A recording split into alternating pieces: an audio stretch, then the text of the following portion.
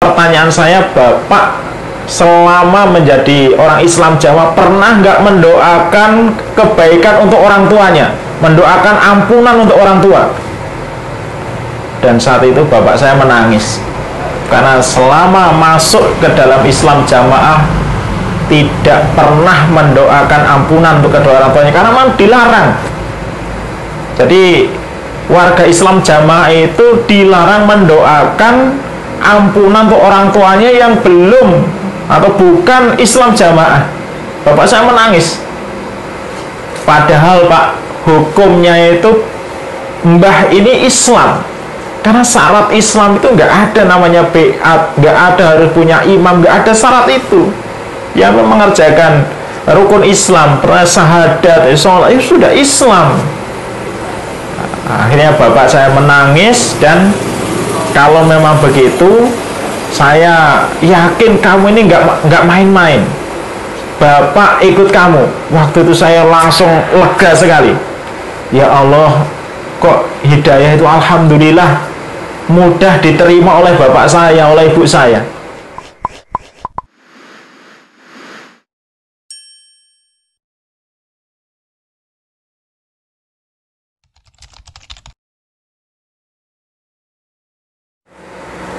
Jadi setelah saya menyatakan keluar dari Islam Jamaah, wah itu heboh itu. Di Bintaro heboh. Kemudian saya menyatakan itu habis asar. Habis asar, kemudian maghrib, itu saya lihat HP itu sudah diblokir semua. Nah, besoknya kabar itu sudah sampai di Lampung, tempat tinggal saya. Nah, dan waktu itu juga saya itu dapat WA dari salah satu pengurus daerah Jakarta Selatan 1 yang mungkin masih akrab sama saya. Di screenshot itu, di screenshot WA yang ada di grup pengurus daerah, dan ini orang pusat, mengatakan bahwa dimanapun Andre berada, ini adalah orang yang berbahaya. Ini sudah merezel dari Islam Jamaah, orang yang berbahaya. Ini harus diingatkan pengurus-pengurusnya. Nah, tidak lama kemudian ternyata betul imam daerah di Lampung itu dipanggil ke pusat waktu itu. Pas daerahan di Pondok Gede dipanggil, dikatakan bahwa ini ada jamaah Lampung yang nanti orang tuanya ini, keluarganya Andre ini, supaya betul-betul dijaga, diberitahu bahwa Andre ini sudah keluar dari Islam Jamaah. Nah, sesampainya di Lampung, waktu itu pengurus daerah Lampung itu mengumpulkan pengurus-pengurusnya, dan ternyata keluarga saya itu banyak, rata-rata itu jadi pengurus daerah, pengurus desa. Nah, itu ada di situ. Nah, imam daerahnya mengatakan bahwa ini ada salah satu anak di wilayah Kalianda ini, Lampung Selatan ini sudah berbeda pemahaman, keluar dari jamaah. Nah, namanya Andre, ini anaknya Pak Teguh dari Bumi Daya. Keluarga saya kaget semua itu. Dan hidupnya sekarang itu sudah deblek karena diusir di jamaah.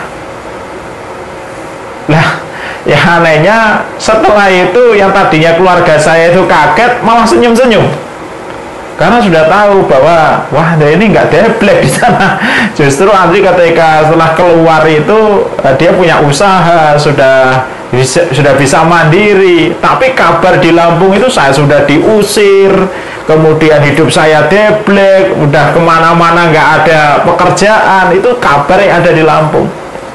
Nah, orang tua saya, keluarga saya itu sudah menunggu kepulangan saya. Ini mesti pulang ini. Dan waktu itu akan disidang lah. Kan disidang, akan ditanyai, apa alasanmu? Padahal waktu itu ibaratnya saya di Lampung itu jadi bibit unggul. Jadi bibit unggul, ketika pulang ya sering ngisi pengajian di sana, tempat pertanyaan-pertanyaan agama waktu itu. Kok sampai keluar dari Islam Jamaah? ini apa alasannya? Itu sudah ditunggu-tunggu. Nah, alhamdulillah saya di bulan Desember itu diberi kesempatan untuk pulang. Saya pulang, nah, di sana langsung saya datang. Besok paginya itu dipanggil sama bapak ibu saya, dipanggil gini, lah kamu itu saya didik dari kecil, saya sekolahkan, saya pondokkan. Bapak itu berharap kamu jadi mubalek yang nanti akan membawa bapak ke surga. Lah kok malah jadinya seperti ini? Bapak saya waktu itu kecewa. Ya, saya bilang, Pak, saya syukuri atas pendidikan selama ini. Justru Bapak mendidik dari kecil, saya tahu betul seluk-beluk Islam Jamaah. Justru Bapak mendidik, memondokkan saya sampai saya istilahnya jadi ustadz seperti ini. Saya bersyukur sekali. Dan sebab itulah saya akhirnya mengerti kebohongan dalam Islam Jamaah, mengerti penyimpangan-penyimpangan yang terjadi di Islam Jamaah. Kalau saya nggak jadi mubalek, mungkin saya nggak tahu. Nah, penyimpangan apa? Dah, karena bapak saya ini orang awam di dalam beragama, saya juga tidak mungkin membahas masalah dalil gitu ya. Saya cuma bertanya, Pak, gini, Mbah itu Pak, bapaknya Bapak, ibunya Bapak ini kan sholatnya rajin, ibadahnya rajin, yang baca Quran. Pertanyaan saya, Bapak selama menjadi orang Islam Jawa pernah nggak mendoakan kebaikan untuk orang tuanya, mendoakan ampunan untuk orang tua? Dan saat itu bapak saya menangis, karena selama masuk ke dalam Islam Jamaah tidak pernah mendoakan ampunan untuk kedua orang tuanya, karena memang dilarang. Jadi warga Islam Jamaah itu dilarang mendoakan ampunan untuk orang tuanya yang belum atau bukan Islam Jamaah. Bapak saya menangis. Padahal Pak, hukumnya itu Mbah ini Islam. Karena syarat Islam itu nggak ada namanya beat, nggak ada harus punya imam, nggak ada syarat itu. Yang mengerjakan rukun Islam, syahadat, sholat, itu sudah Islam. Akhirnya bapak saya menangis, dan kalau memang begitu, saya yakin kamu ini nggak main-main. Bapak ikut kamu. Waktu itu saya langsung lega sekali. Ya Allah, kok hidayah itu alhamdulillah mudah diterima oleh bapak saya, oleh ibu saya. Nah, kemudian di keluarga besar, ini baru bapak ibu saya sudah waktu itu sudah persiapan. Ini saya pasti akan ditentang oleh paman saya. Ditantang oleh paman saya, karena di keluarga besar ini yang megang ini paman saya. Nah, kalau paman saya sudah ngomong A, ya semua A gitu. Saya sudah siap-siap ini. Kemudian habis sholat, betul saya dipanggil ke rumah. Dipanggil ke rumah, dan paman saya ini termasuk pengurus di desa, pengurus organisasi. Nah, kemudian dipanggil di kamar kecil, duduk. Ini saya pengen tanya, kamu kok bisa keluar itu bagaimana?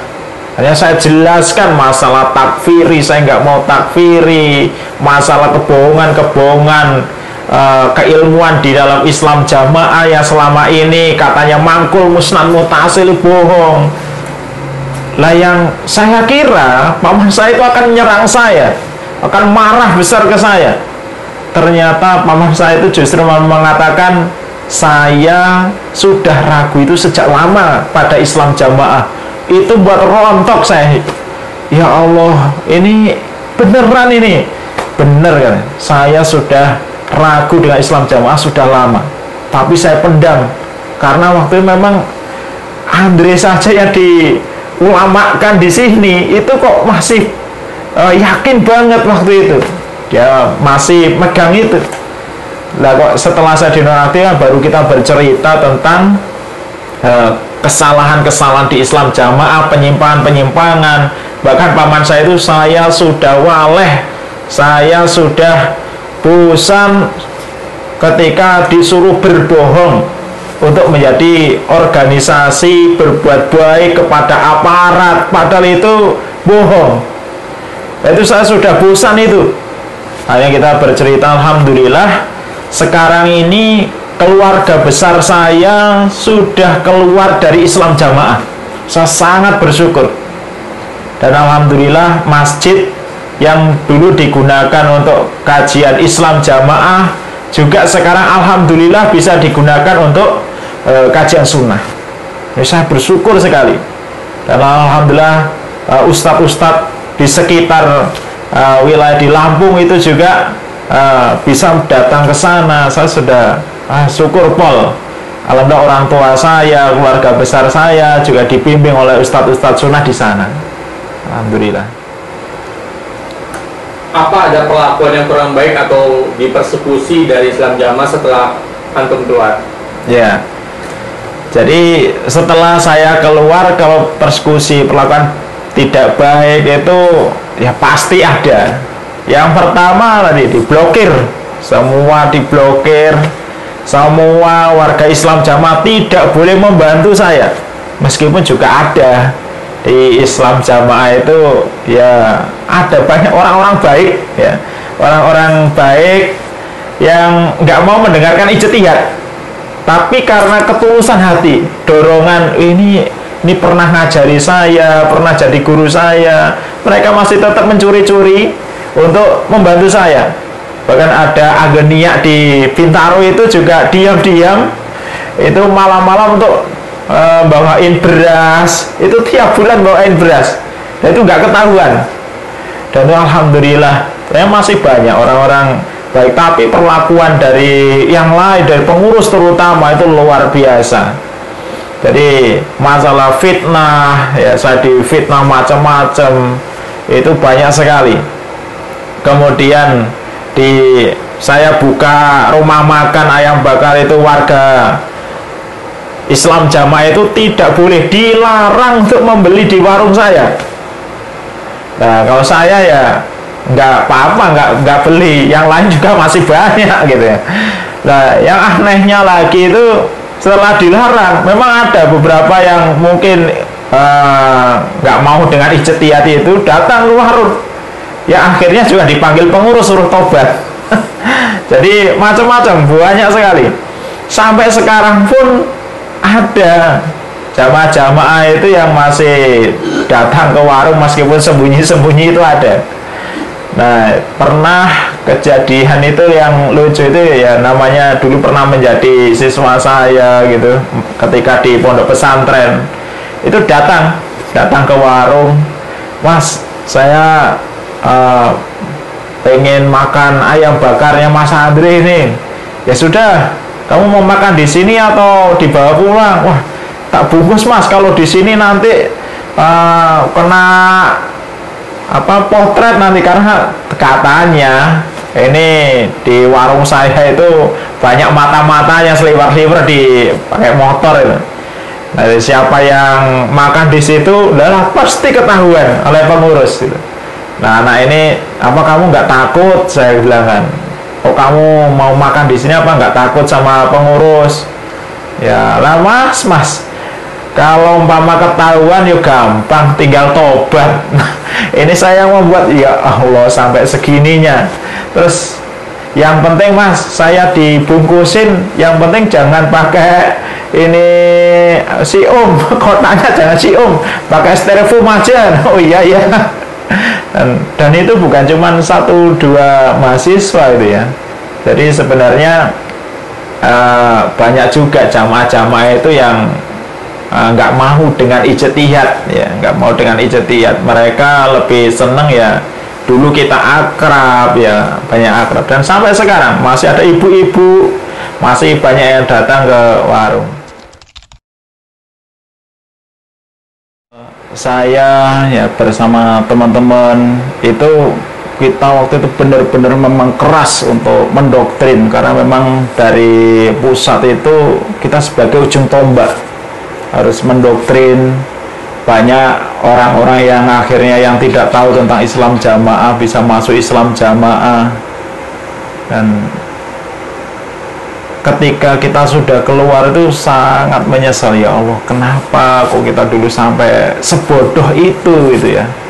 Kita sebodoh itu banyak sekali, karena orang-orang yang kebanyakan yang kita sebagai target itu adalah orang-orang yang awam, yang tidak tahu tentang ilmu agama,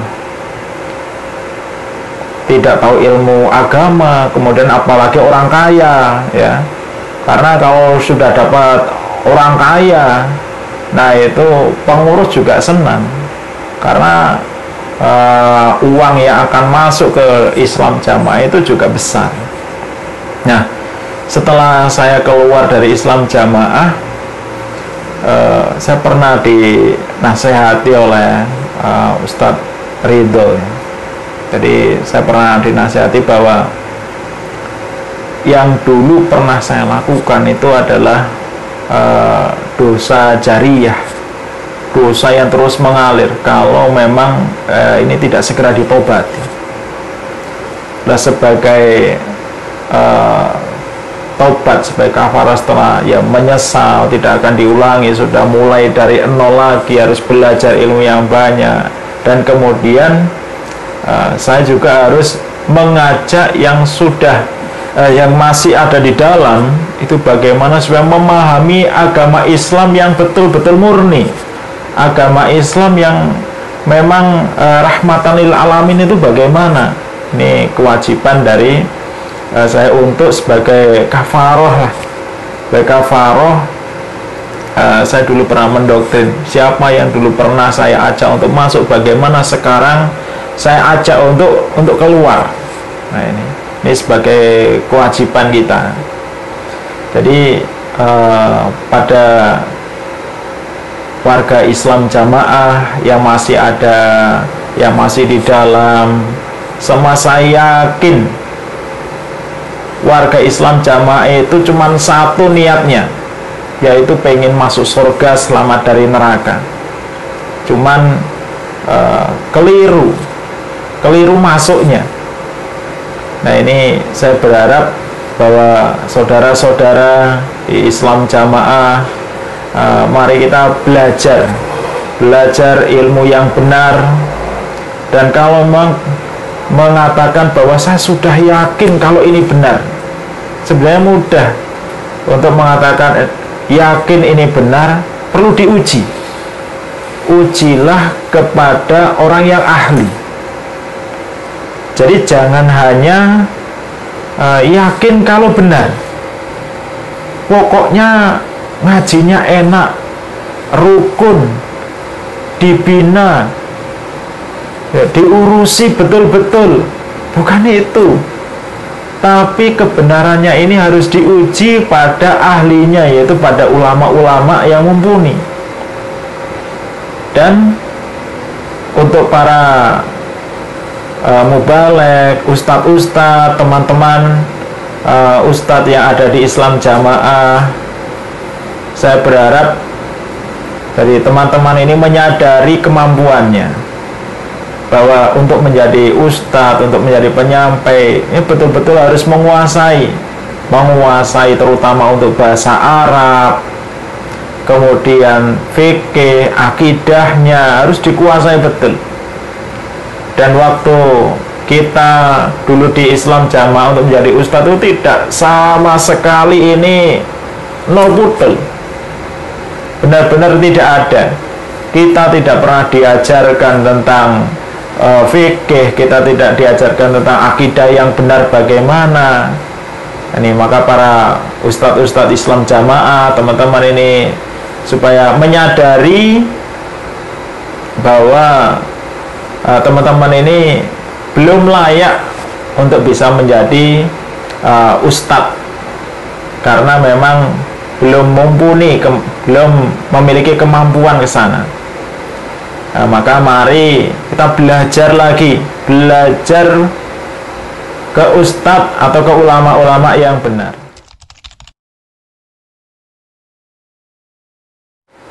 Jadi alhamdulillah setelah saya hijrah itu nasihat dari guru saya waktu itu, coba kamu fokuskan yang pertama adalah tentang ibadahmu, fokus ibadahmu, yang kedua fokus cari ilmu, yang ketiga fokus dengan maisahmu, yang keempat fokus dengan keluargamu.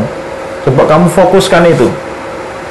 Nah, tentang ibadah, alhamdulillah setelah hijrah, setelah keluar dari Islam Jamaah ini, kita lebih mudah ya, karena keilmuan setelah keluar dari Islam Jamaah itu ternyata ilmu itu terbentang luas sekali. Dulu kelihatannya kalau ngajar kitab sholat, waktu saya ngajar bab tentang sholat, ya karena kemampuannya dari guru saya begitu, ya saya sampaikan begitu gitu. Tapi setelah saya keluar dari Islam Jamaah, mendapatkan guru yang betul-betul mumpuni, Masya Allah, masalah sholat ini, fikih sholat ternyata luas sekali. Bahkan kalau diajarkan mungkin 1 bulan, 1 tahun itu nggak selesai gitu. Dan ini Masya Allah, jadi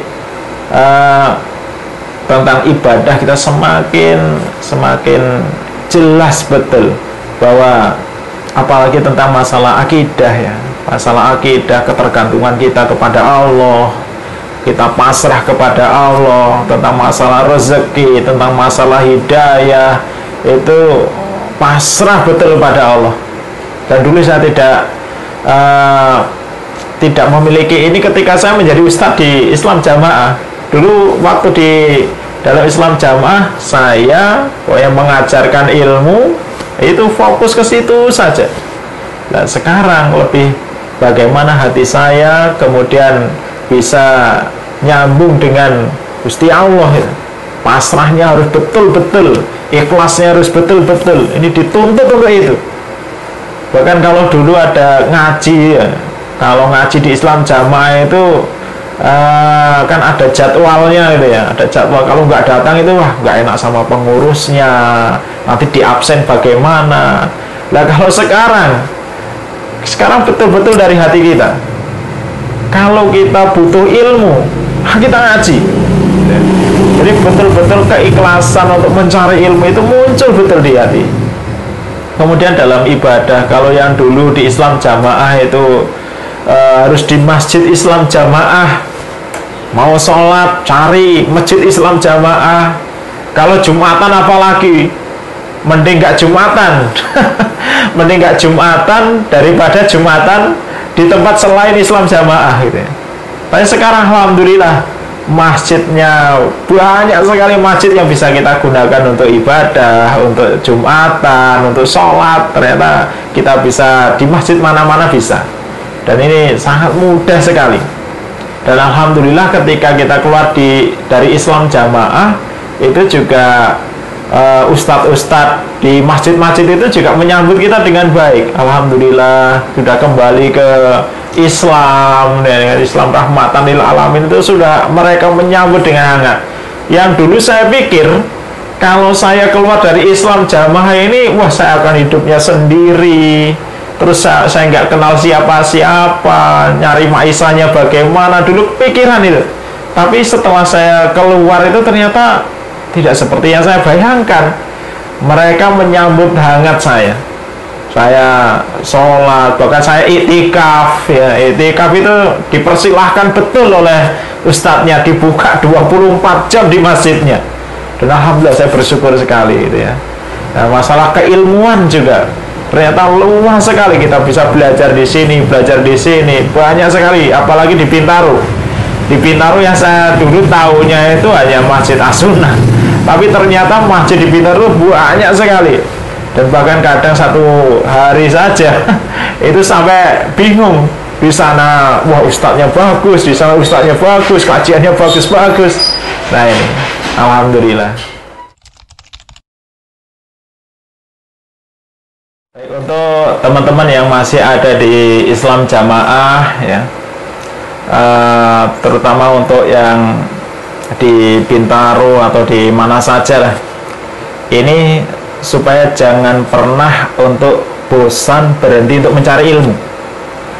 Meskipun mungkin sekarang masih memiliki pemahaman Islam jamaah, karena saya dulu sekeras saya, orang-orang dulu mengatakan saya itu keras, paling keras masalah paham jamaah, paham Islam jamaah, saya keras. Tapi saya luntur karena ilmu. Saya betul-betul setelah mencari ilmu itu, doktrin-doktrin yang dulu saya dapatkan itu langsung luntur. Dan untuk teman-teman, saudara-saudara yang ada di Islam jamaah, jangan pernah untuk bosan mencari ilmu. Dan mencari ilmu jangan hanya di Islam jamaah, cobalah untuk keluar gitu. Yang katanya di luar itu begini-begini, bohong. Di luar itu banyak sekali ilmu. Nah ini. Kemudian untuk teman-teman ya yang masih di Islam jamaah, termasuk guru-guru pondok, saya yakin guru-guru pondok masih banyak yang ada di dalam dan sudah tidak takfiri, masih bunglon, masih banyak. Jangan takut untuk keluar. Memang keluar dari Islam jamaah itu melihat teman-teman sudah dipersekusi, macam-macam, ada diusir, jangan takut, karena Allah pasti akan menolong. Kalau kita sudah pasrahkan kepada Allah, Allah tidak akan meninggalkan kita, yakin itu. Masalah ekonomi, yakin Allah akan menolong. Masalah keluarga nanti bagaimana, Allah sudah mengatur. Ketika kita sudah dekat dengan Allah, maka Allah akan mengatur, memberikan jalan terbaik untuk kita. Itu untuk teman-teman, termasuk guru-guru pondok, karena saya tahu bahwa teman-teman di guru pondok itu masih banyak yang ada di dalam, masih bunglon itu masih banyak. Buktinya waktu dulu saya waktu musyawarah guru pondok, kita kan pernah kumpul-kumpul berbincang-bincang tentang penyimpangan-penyimpangan di Islam jamaah. Dan sekarang teman-teman masih ada di dalam, tapi masih banyak juga yang komunikasi dengan saya.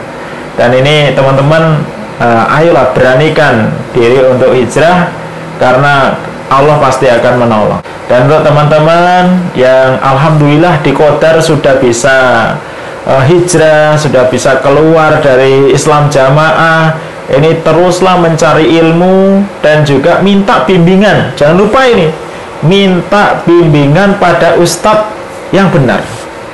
Jangan sampai kita sudah keluar dari Islam jamaah, kemudian yang pertama males untuk cari ilmu. Padahal sekarang mencari ilmu itu mudah. Ada bisa ke majelis, bisa di YouTube, bisa di mana-mana, banyak sekali. Nah, ini jangan malas untuk mencari ilmu. Yang kedua, pastikan kita berada di jalur yang benar, ya, berada di jalur di sunnah yang sesuai dengan pemahaman salafus salih. Insya Allah demikian yang pengalaman pribadi saya, pengalaman hijrah saya dari awal sampai sekarang ini, dan mudah-mudahan bermanfaat untuk diri saya pribadi, khususnya keluarga saya, dan juga pada untuk teman-teman yang masih ada di dalam Islam jamaah ataupun yang sudah keluar. Dan sekali lagi saya minta maaf apabila ada tutur kata yang salah, kurang berkenan di hati para pemirsa. Dan wassalamualaikum warahmatullahi wabarakatuh.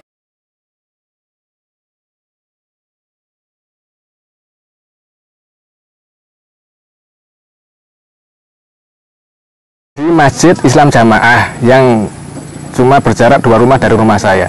Singkat cerita, komat dimulailah itu sholat berjamaah. Imam takbir, kita juga di sop awal takbir, cuma 1 sop sih karena jamaah sedikit gitu. Tiba-tiba sebelum rukuk rakaat pertama, saya kaget nih, tiba-tiba ada yang narik dari belakang.